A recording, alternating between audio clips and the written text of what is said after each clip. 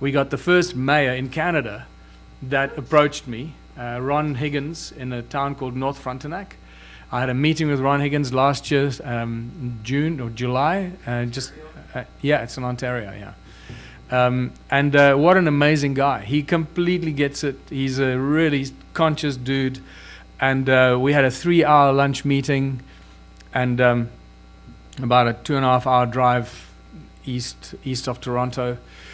And then he then started to plan his implementation of the strategy. And I did quite a bit of consultation with him and guided him down the right path and what to do and what not to do. And then I think on the 3rd of November, he then presented his plan to his town council. They broadcast this live on Facebook. So it was amazing. And I think like 40,000 people were watching this. It was quite a historic moment. So Canada and North Frontenac and Ron Higgins will forever be the first mayor that adopted this model. They're not successful yet because they're still building it, they're still laying the foundation.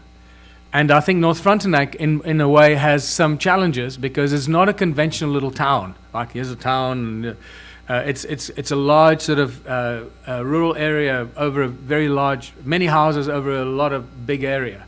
So they've got some challenges that don't really fit the one small town model, but they're overcoming them. And they're finding ways to get around it. But I'll share the good news with you in a second. And then he implemented this on the 3rd of November, expecting resistance from the council. By the end of his meeting, because they were also in the meeting, there were a number of supporters of the Ubuntu movement and supporters of Ron Higgins. By the end of that meeting, the town council passed it with 100% support. That was just amazing. Well, what's the downside? You're the mayor. You come to your town council and the people of your town and say, right, I want to upgrade our town. I'm going to bring in our own source of electricity so we don't have to buy electricity from the grid. That brings another set of problems and things. I'll address them shortly. Okay? I've been through all this. We have the questions. We have the answers to those questions as well. Right? This is what you learn through this process. So I'm going to bring my town our own source of electricity. I'm going to bring new projects. We're going to launch a whole number of new projects. We're going to bring funders to launch these projects. We're going to bring new technology. We're going to bring skills. We're going to find work for everyone in our town. Let's go. How much money do you need? We don't need any money. Why? Because the investors are already phoning me wanting to invest in my town. That's why we don't need any money. This is the incredible thing. So there is no downside to the one small town strategy.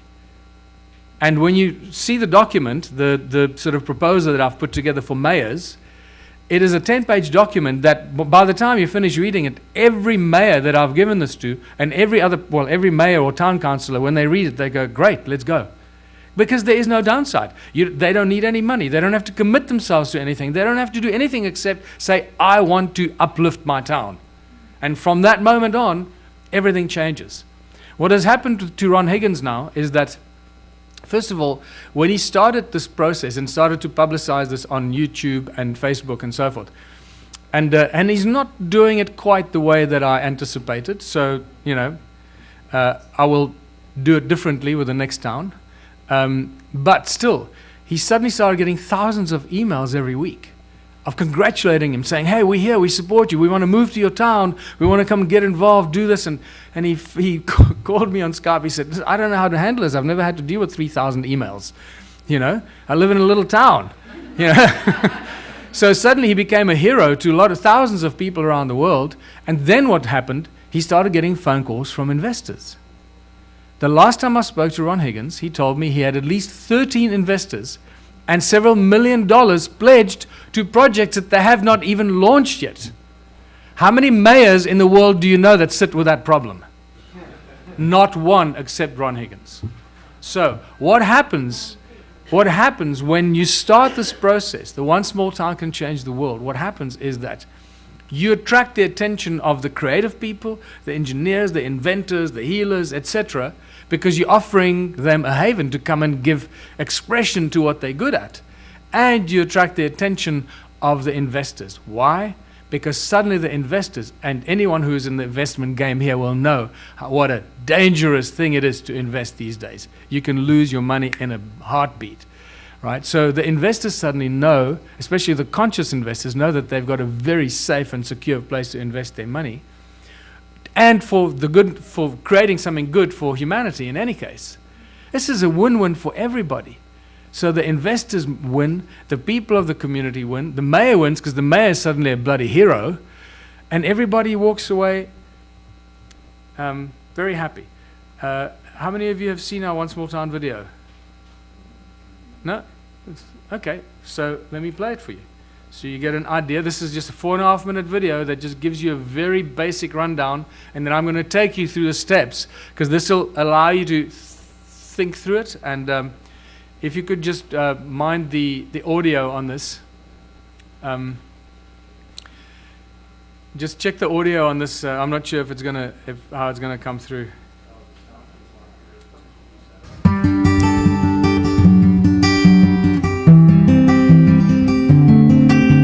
Okay, it's not playing. Hello.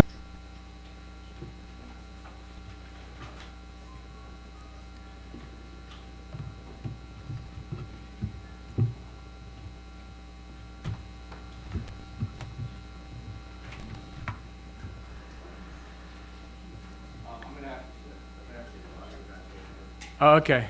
Are they out of here? And okay, and what I'll do, I'll just hold the microphone to my speakers here. Perfect.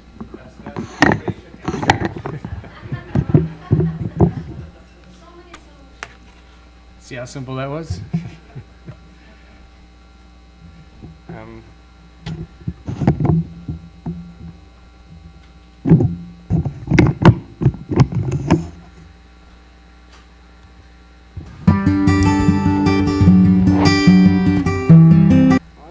It's not even playing here.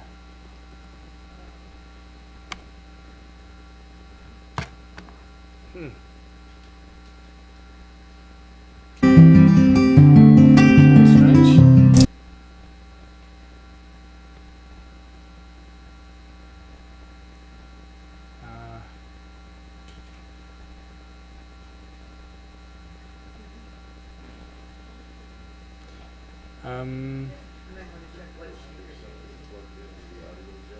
It was, I unplugged it, but maybe that just it messed up the output.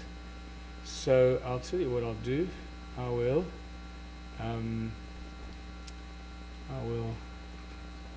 go here, and I'll go to Ubuntu videos, and I'll go to One Small Town, and let's see if it plays from there.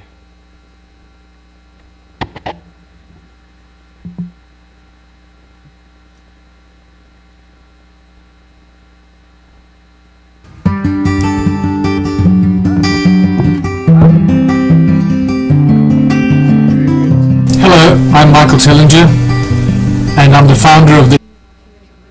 Okay, I'm sorry about this. This is a little out of my control.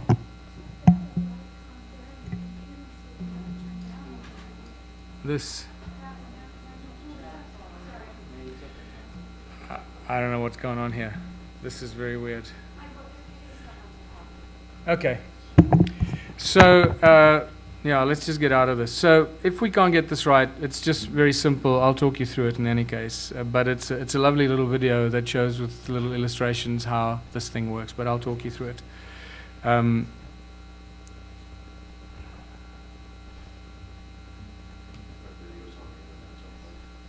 It's on the internet. Just go onto YouTube and put in One Small Town, and you can watch this video. Okay. Yeah. So it's really not a train smash. It's let's just go here and continue. Okay, so Can I ask you just a quick question? Are you going to have a break before 12 or not? what is the time now? 10:45. Yeah, do you guys want a break? Yeah. Okay, sorry. Let's have a break for 15 minutes and do what we need to do.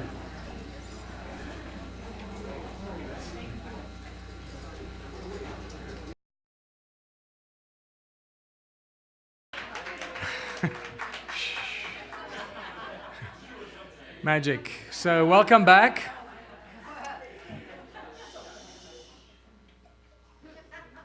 Thank you, everybody. Welcome back. I'm now going to show you the video that was eluding us. The One Small Town video.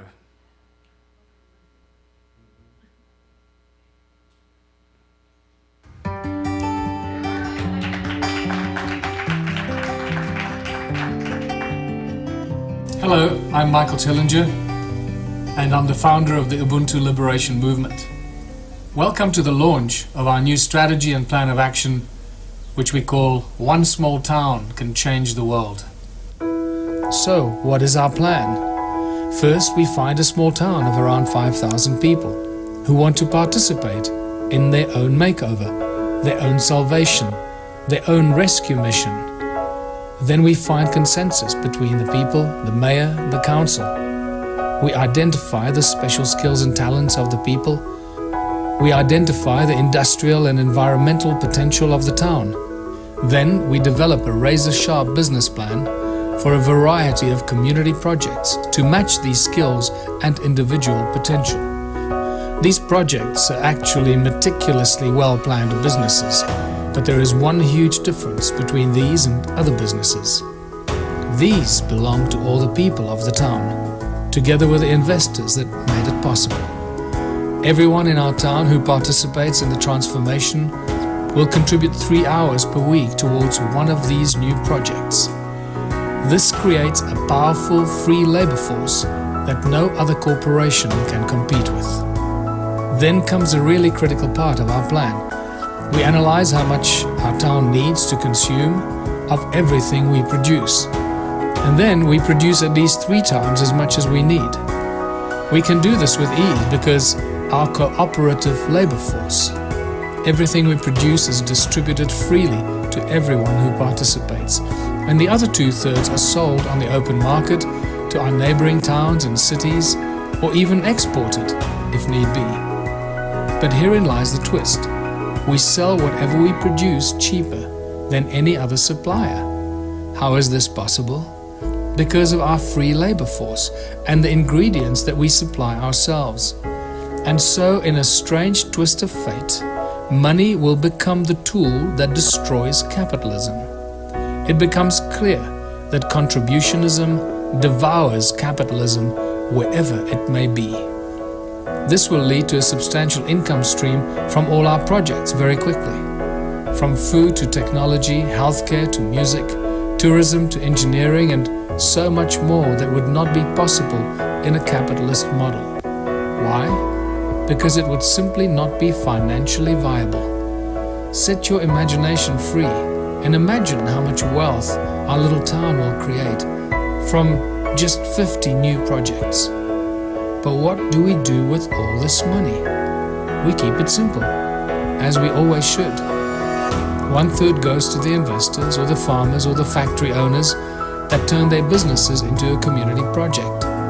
1/3 goes to upgrading and maintaining and constantly creating new projects based on the needs and skills of the people. And the last 1/3 is distributed equally to everyone who participates in the projects. This provides for an elegant and simple transition phase. No one has to leave their job because everyone has 3 hours a week. And very soon, the people of our town will be receiving more money from community projects than their jobs, while getting most of the things we need to live for free. As this abundance begins to grow and our town becomes wealthy beyond comprehension, new projects will start up every week, giving expression to the creative talents of our people. One by one, the people who work for the mines and other dangerous industries will leave their jobs because they earn more money and benefits from contributing only 3 hours per week. And without any resistance, opposition or conflict, the nasty corporations will close because nobody will work there anymore. And the existing system will simply shut down and fade from our memory as we create a new system and a new social structure. At this point we realize that we don't need money at all. And yet we have more money now than we've ever had before. Everyone will know that money does nothing and people do everything. And so, in a strange twist of fate, we use the tools that enslave us to free us from that slavery and build an unshakable foundation in which the tools of enslavement have no more effect. There has never been a simpler way to unite the people and create abundance and prosperity for everyone. And there has never been a more lucrative investment opportunity to conscious millionaires to participate in creating a true utopian future for everyone. So, which will be the first small town to start the domino effect? Just one small town that'll change the world. Why not yours?